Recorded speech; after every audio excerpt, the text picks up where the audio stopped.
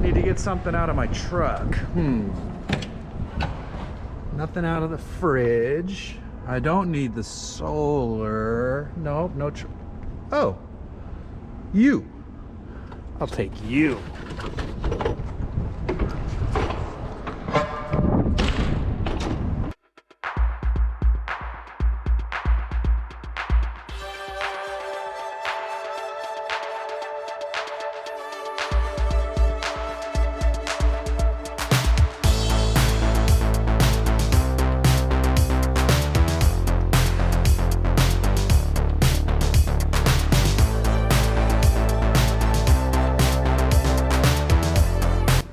Hey, see that cool little thing behind me? That's the new Motocompacto, and it is very cool. But to understand why it exists, we have to back up and learn a little bit about the history of it all.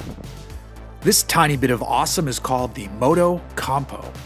It was created as a trunk bike so you could fit it in the back of tiny Honda cars.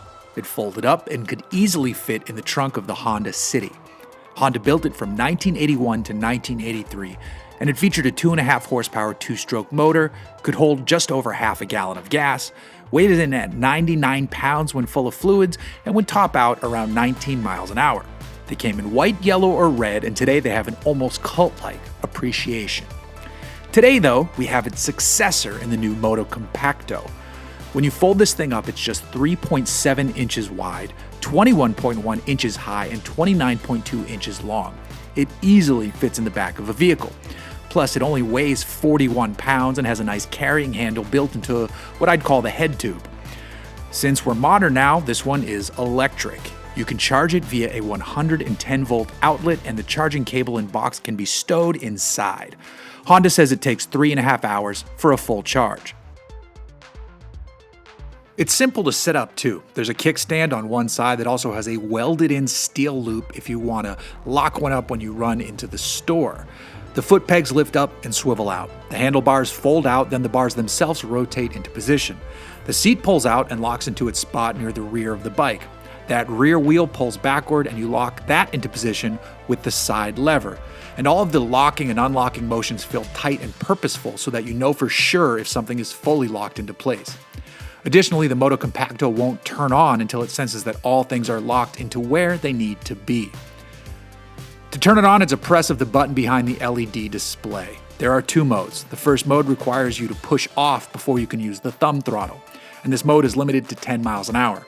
In mode 2, which just requires a quick double press of the power button, you can use the throttle from a stop and you get the full 15 mile per hour top speed.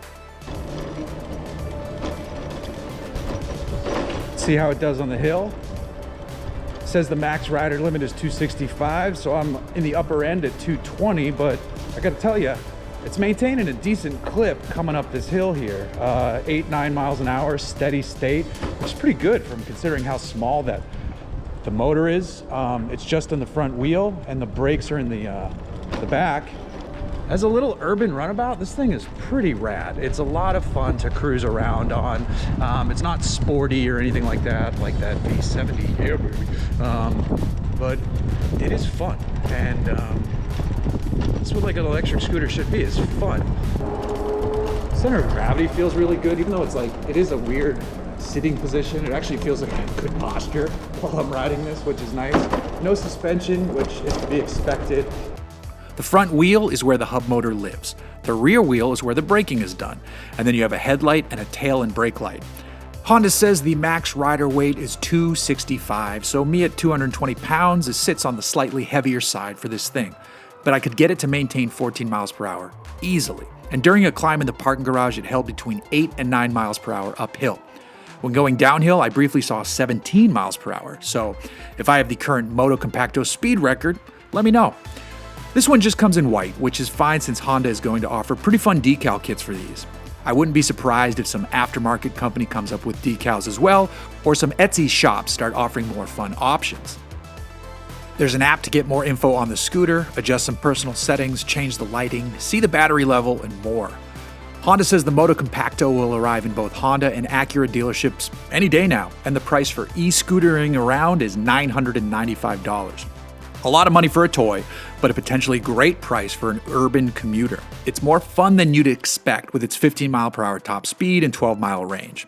That range, by the way, is calculated with a 200-pound rider, basically going full throttle the whole time.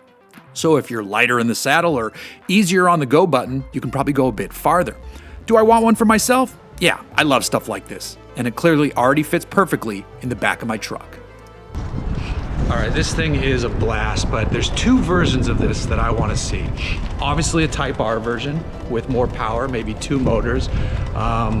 And then we obviously need a trail sport with some suspension and that blue, diffused blue color. And then I think we're in business. But as it sits, price point, as a commuter, this thing is not a surprising amount of fun. I knew it would be fun. I thought maybe it'd be like, all right, it's only capped at 15 miles per hour, but it did really good with that little motor pulling my big ass up the hill. I could see this just if you live in a city, run into the store, around town, it's a lot of fun. We need maybe a Motocompacto plus size, so you could do 2 up on it, even though that defeats the purpose, but it's so small, easily fits in the truck, only weighs 41 pounds. This thing is a lot of fun.